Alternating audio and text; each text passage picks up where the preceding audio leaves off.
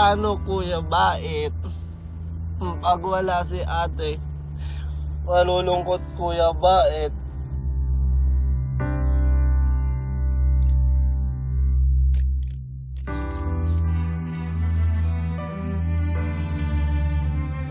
Pag malungkot Kuya Bait, malulungkot Jobert. Ayaw malungkot Jobert. Natatakot kasi si Ate Marge. Parang ayaw na niya.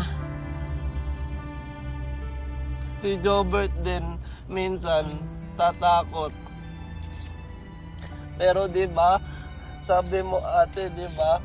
Dati pag natatakot ako, hinga lang.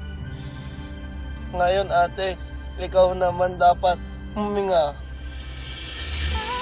Totohanan ang ipaglalaban hanggang dulo, di bibitawan. Ate, meron akong wish. Sana maging happy na ikaw. Yung ilaw yung mukha mo. Kasi pag happy ate, happy na rin Kuya Bait. Happy din Jobert.